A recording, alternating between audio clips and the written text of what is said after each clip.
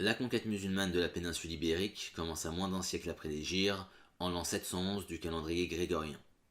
Ce fut à cette occasion que les Berbères du Maghreb, fraîchement intégrés dans l'empire arabo-musulman, auquel ils avaient donné tant de fil à retordre quelques années plus tôt, allaient pour la première fois combattre sous la bannière de l'islam. À l'aube de l'invasion, la péninsule n'était pas dominée par ses autochtones, mais par les Visigoths, qui constituaient l'un des nombreux peuples germaniques qui avaient pris le contrôle des anciens territoires occidentaux de l'Empire romain. Quant au Maghreb, il était très récemment entré dans l'Empire arabe et était contrôlé par la dynastie des Omeyyades par l'intermédiaire de Moussa ben Nusayr, le gouverneur d'Ifriqiya. Dans le royaume des Visigoths, qui était à l'époque gouverné par le roi Roderick, il existait une coutume selon laquelle les nobles envoyaient leurs enfants auprès de la famille royale pour qu'ils y perfectionnent leur éducation jusqu'à la puberté, après quoi le roi avait pour devoir d'arranger des mariages entre eux. Cette coutume était très avantageuse pour tout le monde. Elle permettait aux nobles de s'assurer que leurs descendants forment des liens d'amitié avec la famille royale et les autres membres de l'aristocratie, et elle permettait au roi de s'assurer de la loyauté de ses vassaux, car comme il avait leurs enfants à sa puissance, ces derniers avaient tout intérêt à ne pas se rebeller. La légende veut qu'à l'aube de l'invasion, le roi Roderick abusa de l'une des jeunes filles qui lui avait été confiée.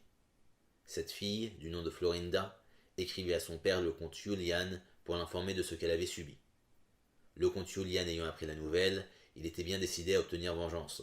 Il était cependant trop faible pour agir seul. Il entra donc en contact avec le gouverneur d'Ifriqiya, Moussa ben Nusayr, afin de l'inciter à attaquer le royaume wisigoth. Moussa ben Nusayr voulut tester la fiabilité de ce nouvel allié et lui demanda de lui indiquer les points faibles du territoire. Julian conseilla d'attaquer une zone particulière, mal protégée mais suffisamment riche pour que le voyage en vaille la peine. Un général berbère du nom de Tarif fut chargé de mener un raid à l'endroit indiqué, et il revint peu de temps après, avec un butin plus que respectable et n'ayant essuyé que peu de pertes. L'un des endroits par lequel le général berbère était passé allait par la suite être nommé en son honneur, et c'est ainsi que jusqu'à ce jour il existe en Espagne une ville du nom de Tarifa.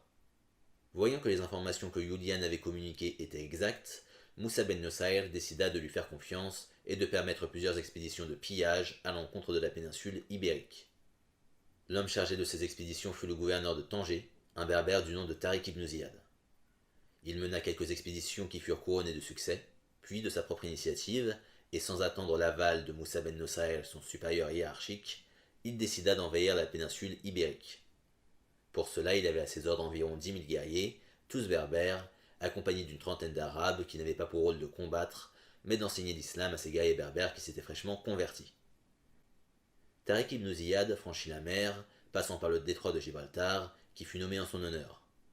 Gibraltar est en effet une déformation de l'arabe Jebel Tariq, ce qui veut dire la montagne de Tariq. Une fois arrivé en Ibérie, il fit brûler sa flotte afin de motiver ses hommes. Désormais, il n'existait pour eux aucune échappatoire.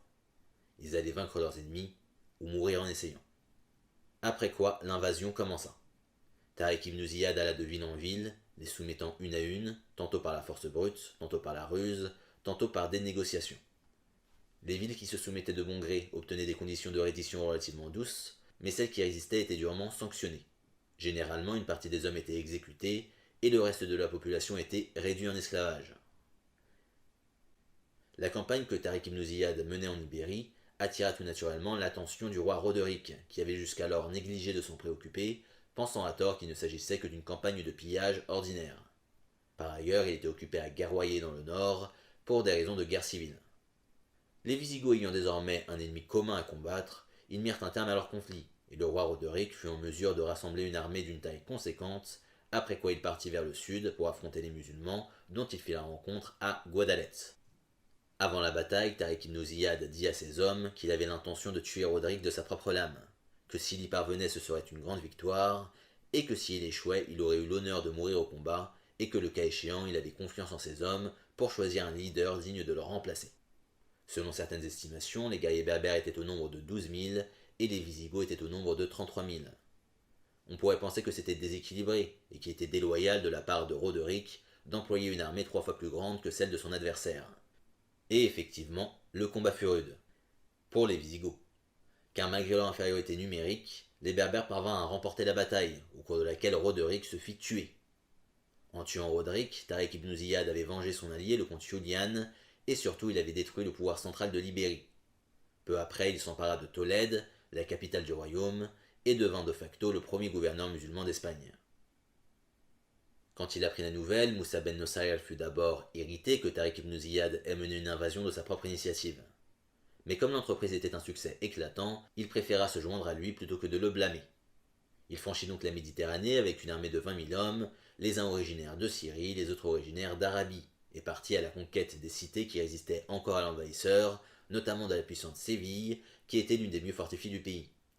Les efforts de Moussa ben Nusayr se combinèrent ainsi avec ceux de Tariq ibn Ziyad, et comme les cités ibériques étaient privées d'une autorité centrale, elles tombèrent les unes après les autres. Après quelques années, la totalité de la péninsule ibérique passa sous le contrôle de l'Empire musulman. Moussa ben Nusayr fut alors convoqué à Damas par le calife en personne pour rendre son rapport sur la situation. D'abord récalcitrant, il finit par s'y rendre, accompagné de Tariq ibn Ziyad, ainsi que du considérable butin de guerre qu'ils avaient accumulé et des esclaves qu'ils avaient capturés. Suite à des accusations de détournement de fonds, Moussa ben Nusayr fut démis de ses fonctions et resta au Moyen-Orient jusqu'à la fin de ses jours. Quant à Tariq ibn Ziyad, l'histoire ne dit pas ce qu'il est devenu. Et c'est ainsi que la péninsule ibérique devint la première terre européenne à entrer dans l'empire arabo-musulman. Peu après la conquête, un certain nombre de clans de la noblesse germanique firent leur conversion à l'islam, ce qui leur permit de conserver une partie de leurs anciennes prérogatives. Les plus notables d'entre eux furent les Banu Qasi, qui jouèrent un rôle considérable dans la politique andalouse pendant plusieurs siècles. Au cours du temps, nombreux furent les autochtones qui se convertirent à l'islam, si bien qu'au tournant du Xe siècle, 80% de la population andalouse était musulmane. Puis, après près d'un millénaire de domination islamique, la Reconquista finit par s'accomplir. Cela s'accompagna de nombreuses persécutions. Les musulmans andalous, bien que d'origine européenne pour la plupart, furent ainsi contraints de quitter la terre de leurs ancêtres, la seule alternative étant la conversion ou la mort. Mais ça, ce sera une histoire pour une autre fois. Et voilà qui achève cette vidéo, j'espère que c'était instructif. Si vous êtes nouveau sur la chaîne, je vous invite à vous abonner, et je vous dis à la prochaine.